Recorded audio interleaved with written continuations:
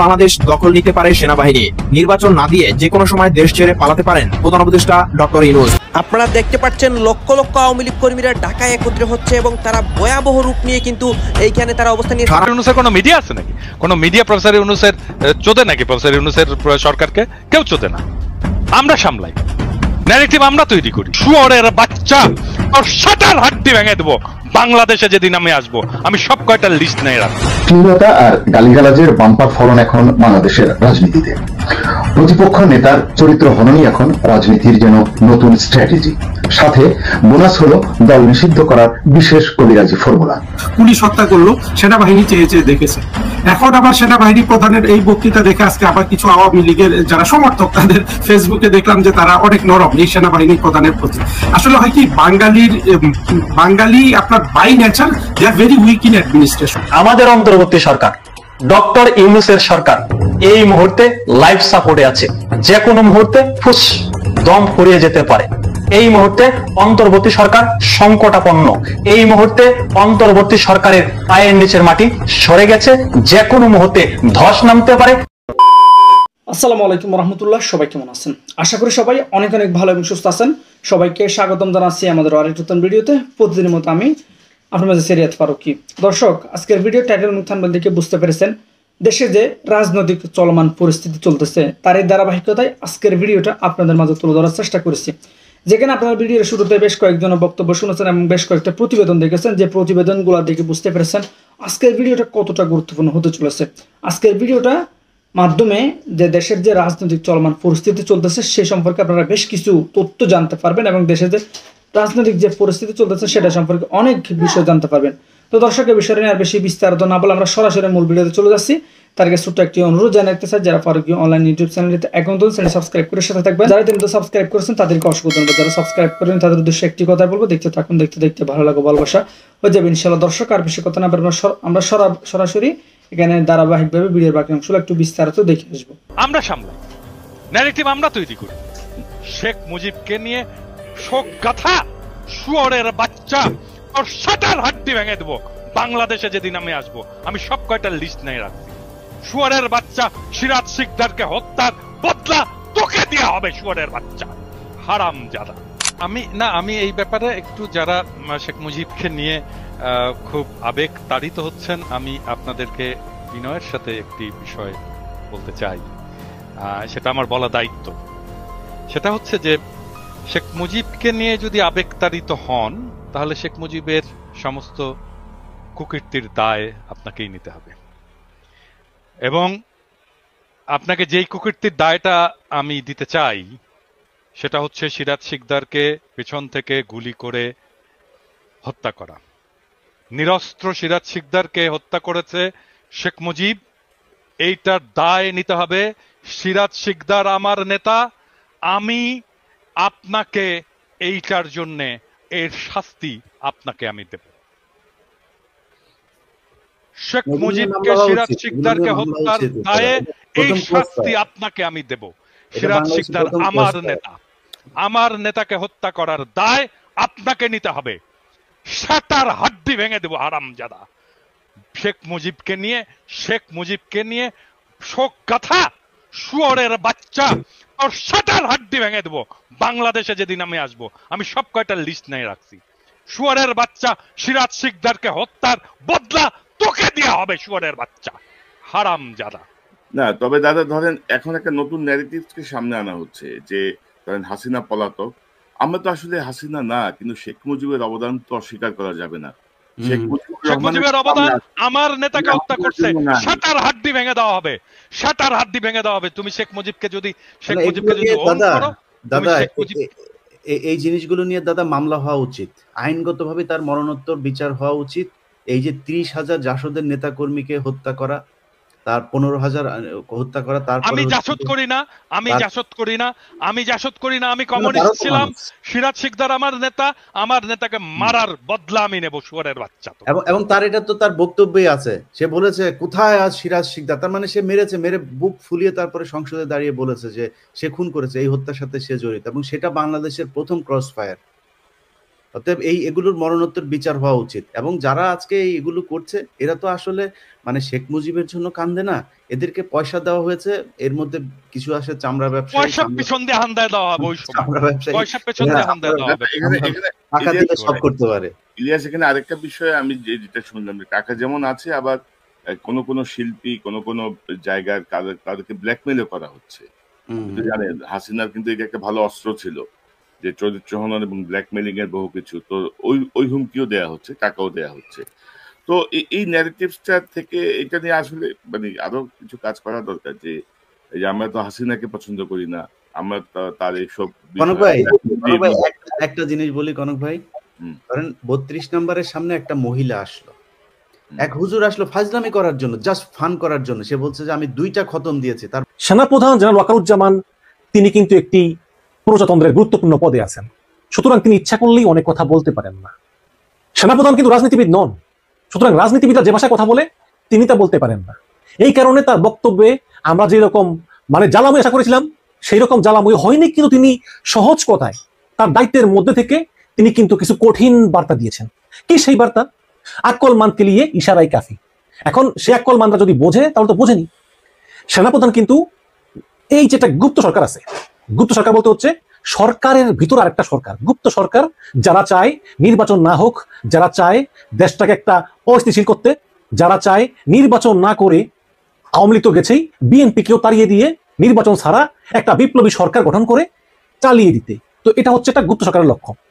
আমি গত ভিডিওতে বলেছি সেই গুপ্ত সরকারের আগে শত্রু ছিল রাষ্ট্রপতি চুপ্পু, তারপর ওয়াকার, এখন আবার তারা ইউনূসকে শত্রু মনে করে। তো এই গুপ্ত সরকারের বিরুদ্ধে কিন্তু তিনি খুশির উচ্চারণ করেছেন।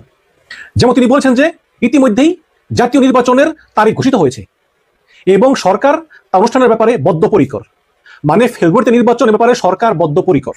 উল্লেখ করে তিনি সকল সেনা সদস্যকে আইন অনুযায়ী নিরপেক্ষভাবে দায়িত্ব পালনের জন্য প্রস্তুত থাকতে বলেন। তার মানে নির্বাচন হবে, এতে কোনো সন্দেহ নেই।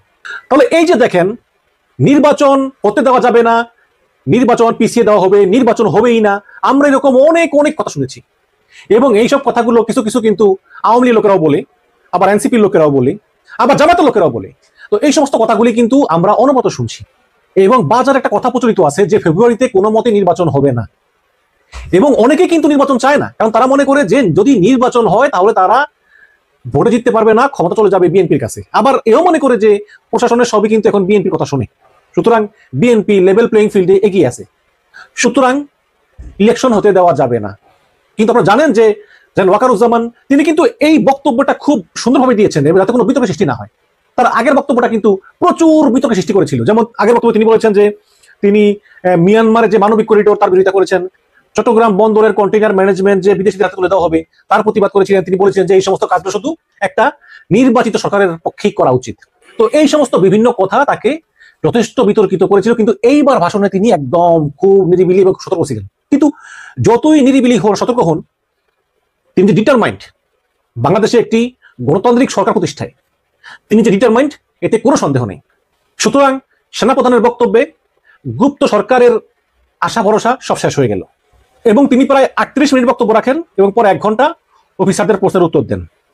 একজন অফিসার প্রশ্ন করেন যে সামাজিক মাধ্যমে বাংলাদেশ সেনাবাহিনী ও এর সদস্যদের বিরুদ্ধে চলমান অপপ্রচারের বিষয়ে আপনি কি মনে করেন? তখন ওয়াকার বলেন যে সবাই ধৈর্য ধরুন, বিভিন্ন ব্যক্তি তাদের বিভিন্ন স্বার্থ উদ্ধারের লক্ষ্যে এমন সব কাজ করতেছে, সেনাবাহিনীর বিরুদ্ধে অপপ্রচার করতেছে। এসবের বিরুদ্ধে তাৎক্ষণিক ব্যবস্থা গ্রহণ না করে আমাদের পেশাদারি আচরণ করাই শ্রেয়। তবে এই সকল অপরাধ যথাযথভাবেই লিপিবদ্ধ করা আছে এবং উপযুক্ত সময়ে এই সকল দায়ী ব্যক্তিদের বিরুদ্ধে যথাযথ আইনি প্রক্রিয়া গ্রহণ করা হবে। তার মানে হচ্ছে যে এখন কিছু বলো না, বাট আমরা সব লিপিবদ্ধ করে রাখতেছি। এই যে দেশ থেকে বিদেশ থেকে উস্কানি, তারপরে সেনাবাহিনীর বিরুদ্ধে অপপ্রচার এসব করা হচ্ছে, তিনি বলতেছেন লিপিবদ্ধ করে রাখো, যথাসময়ে এগুলোর ব্যবস্থা নেওয়া হবে। এখন সেই যথাসময়টা আসলে কি বোঝায় আমি জানি না। একজন সেনাবাহিনীর প্রধান তিনি কি ইচ্ছে করলেই কাউকে গ্রেপ্তার করতে পারেন? পারেন তো না। আমার মনে হয় যে তিনি বলেছেন এটা লিপিবদ্ধ করে রাখি, তারপর এখন যেহেতু অন্তর্বর্তীকালীন সরকার, যখন একটা গণতান্ত্রিক সরকার আসে তখন হয়তো অভিযোগগুলো তারা সিভিল কোর্টে উত্থাপন করবে, করার পরে ওই সব ব্যক্তিদের বিরুদ্ধে ব্যবস্থা নিবে। কারা সেসব ব্যক্তি? আপনারা জানেন কারা সেসব ব্যক্তি। এই বিদেশে থাকা ইউটিউবার কিছু আছে, তাদের বিরুদ্ধে ব্যবস্থা হয়তো গ্রহণ করবে, তিনি এরকমই বুঝিয়েছেন। কিন্তু তিনি বলেছেন যে সবাই ধৈর্য ধারণ করুন, কারণ এখন দেশে একটা অরাজক পরিস্থিতি, দেশে একটা খারাপ সময়। এই সময় আসলে সেনাবাহিনীর বিরুদ্ধে কে কি বললো না বললো এগুলো নিয়ে আসলে কিছু বলা ঠিক না, কাজেই এখন চুপ থাকাই শ্রেয়। এবং আরেকজন অফিসার প্রশ্ন করেছিলেন যে একটি নবগঠিত রাজনৈতিক দল, তাদের নেতাকর্মীরা বিভিন্ন সময়ে আমাদেরকে নিয়ে কটূক্তি করে, আপনি জবাবে কি বলবেন? সেনাপ্রধান কিন্তু একটা কঠিন উত্তর দিয়েছেন, তিনি কিন্তু কোনো ফাঁদে পা দেননি। তিনি বলেছেন যে এসব মন্তব্যে অখুশি হওয়ার কিছু নাই, যারা এসব করছে তাদের বয়স কম, তারা আমাদের সন্তান সমতুল্য, তারা বড় হলে নিজেদের ভুল বুঝতে পারবে, তখন তারা নিজেরাই লজ্জিত হবে। তো দেখেন আপনি, গুপ্ত সরকার এবং গুপ্ত সরকারের যে লোকজন যারা আসলে এই ইউনূস সরকারকে পিছনে থেকে নিয়ন্ত্রণ করে, তারা কিন্তু আজকে চুপ করে শুনতেছিল যে সেনাপ্রধান আসলে কি বলেন। সেনাপ্রধানের বক্তব্যের কোনো ভুল ধরা পড়লেই তারা এটাকে নিয়ে বিরাট সমালোচনা শুরু করে দিবে। এবং সেই গুপ্ত সংগঠনের অনেকেই আপনারা চিনেন, তারা প্রকাশ্যে কিছু আছে, গুপ্ত কিছু আছে, বাট বাংলাদেশে যারা আছে তারা গুপ্তই, বাইরে যারা আছে তারা অনেকে প্রকাশ্যে আছে, অনেক ইউটিউবার আছে। তো এই কারণেই তারা চিন্তা করতেছিল যে আজকে ওয়াকারের বক্তব্য আমরা খুব সুন্দরভাবে শুনবো যে ওয়াকার কি বলে। কিন্তু ওয়াকারুজ্জামান এমন বক্তব্য দিয়েছেন যে তিনি প্রতিজ্ঞা ব্যক্ত করেছেন যে সুষ্ঠু একটা নির্বাচন উপহার। তত্ত্বাবধায়ক সরকার বাংলাদেশে এরশাদ জমানার অবসানের পর থেকে একেবারে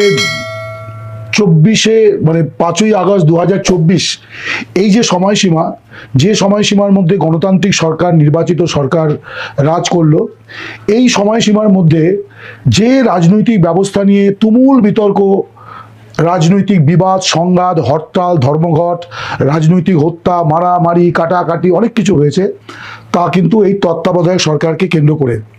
এবং শেখ হাসিনার 16 বছরের সরকারের বিরুদ্ধে বিএনপির আন্দোলনের যে অন্যতম ইস্যু ছিল, সেগুলি তার মধ্যে 1 নম্বর দাবি ছিল যে নির্বাচনগুলি, হাসিনা জমানার নির্বাচনগুলি তত্ত্বাবধায়ক সরকারের অধীনে করতে হবে।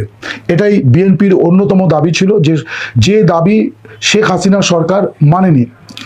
তারা কেন মানেনি এই জন্যে যে তাদের বক্তব্য ছিল যে তত্ত্বাবধায়ক সরকার ব্যবস্থা এখন আর বাংলাদেশের সংবিধানে নেই। সংবিধানে কেন নেই না, শেখ হাসিনা সরকারই সংবিধান সংশোধন করে তত্ত্বাবধায়ক সরকারের বিধান বাতিল করেছিল। তার কারণ তাদের বক্তব্য ছিল যে এইটাকে অসাংবিধানিক বলেছিল হাইকোর্টের একটি ডিভিশন বেঞ্চ, ফলে সরকার হাইকোর্টের রায়কে শিরোধার্য করে তত্ত্বাবধায়ক ব্যবস্থাকে বাতিল করেছে। এটা সরকারের যুক্তি। বিএনপির যুক্তি ছিল যে সংবিধান কোনো ধর্মগ্রন্থ নয় যে সেখানে মানে কোনো পরিবর্তন করা যাবে না, সরকার চাইলেই তত্ত্বাবধায়ক ব্যবস্থা ফেরাতে পারে এবং স্বচ্ছ নির্বাচন দিতে পারে। আওয়ামী লীগ সরকার সেই দাবি কর্ণপাত করেনি সেই দাবিতে। এখন আসি যে এই তত্ত্বাবধায়ক সরকার বিষয়টা কি। তত্ত্বাবধায়ক সরকার বিষয়টা হচ্ছে যে দুটি পূর্ণাঙ্গ সরকারের মধ্যবর্তী 3 মাসের জন্য এই সরকারটি গঠিত হবে, যে সরকার নির্বাচন পরিচালনা করবে। অর্থাৎ মূলত নির্বাচন এবং নির্বাচন কেন্দ্রিক সিদ্ধান্ত নেওয়ার জন্যই এই সরকার গঠিত হবে এবং তারপর এই সরকার আবার বিদায় নেবে, নতুন নির্বাচিত সরকার আসবে। অর্থাৎ বলতে চাওয়া হচ্ছে যে সরকার আছে ক্ষমতায় তাদের অধীনে নিরপেক্ষ নির্বাচন হতে পারে না, তাই তত্ত্বাবধায়ক সরকার ব্যবস্থা ফেরানো দরকার। এখন এই বিষয়টা আলোচনায় এসে সম্প্রতি শেখ হাসিনা সরকার যখন পতন হলো 5ই আগস্ট 2024, তারপরে অনেকে ভেবেছিলেন যে বিএনপি তারা এবার বলবে যে এবার তত্ত্বাবধায়ক সরকারের অধীনে ভোট হবে, হাসিনা সরকার বিদায় নিয়েছে, আওয়ামী লীগ নেই। কিন্তু বিএনপি সেই দাবি উত্থাপন করছে না। তারা ইউনূস সরকারের অধীনে আগামী ফেব্রুয়ারি মাসে নির্বাচন চায় এবং সেই নির্বাচন যাতে সম্পন্ন হয় তার জন্য তারা সরকারের উপরে প্রত্যক্ষ পরোক্ষ নানানভাবে চাপ সৃষ্টি করে যাচ্ছে বা সরকারকে চাপে রাখার চেষ্টা করছে। কারণ ফেব্রুয়ারিতে নির্বাচন হবে কিনা ফাইনালি সেটা নিয়ে এখনো অনেক প্রশ্নচিহ্ন দেখা দিচ্ছে। সেটা বিএনপি বা সরকারের সহযোগী শক্তি জামাতি ইসলামী এবং এনসিপির তরফ থেকে আসছে। তারা মনে করছে যে ফেব্রুয়ারি মাসটা মোটেই নির্বাচনের জন্য খুব সুবিধাজনক সময় নয়। যাই হোক, তত্ত্বাবধায়ক সরকারের বিষয়টা কিভাবে আলোচনায় এলো তার কারণ হচ্ছে যে গত 15 আগস্ট বঙ্গবন্ধু শেখ মুজিবুর রহমানের যে 50তম শাহাদাত দিবস, মৃত্যু, যেদিনে তিনি শহীদ হয়েছিলেন, তার বিক্ষুব্ধ সেনারা তাকে সপরিবারে হত্যা করেছিল। এবছর 15 আগস্ট ছিল তার মৃত্যুর 50তম বার্ষিকী। এই 50তম মৃত্যু দিনে শেখ হাসিনা তিনি দলের উদ্দেশ্যে ভাষণ দিয়েছেন। এগুলি সবই আপনারা জানেন। সেই দীর্ঘ ভাষণের একেবারে শেষ লগ্নে এসে তিনি বলেছেন যে তত্ত্বাবধায়ক সরকারের অধীনে ভোট হোক, সেই নির্বাচনে বাংলাদেশের মানুষ আমাদের রাখলে আছি, না রাখলে নেই। তো প্রিয় দর্শক, এই বিষয়টি আপনার মূল্যবান মতামত অবশ্যই কমেন্ট করে জানাবেন। আর কে কোথা থেকে আজকের ভিডিও দেখেছেন অবশ্যই নিচে কমেন্ট করে জানাতে ভুলবেন না। ধন্যবাদ সবাইকে। আজকের ভিডিও দেখে আশা করি আপনাদের কাছে ভালো লেগেছে। ভিডিওটি ভালো লাগলে অবশ্যই শেয়ার করে দেবেন, চ্যানেল সাবস্ক্রাইব করে সাথে থাকবেন। দর্শকের ভিডিও দেখার জন্য সবাইকে অসংখ্য ধন্যবাদ জানিয়ে এখানে শেষ করবো। দেখাবো না কোনো ভিডিওতে। ভালো থাকবেন, সুস্থ থাকবেন। আল্লাহ হাফেজ।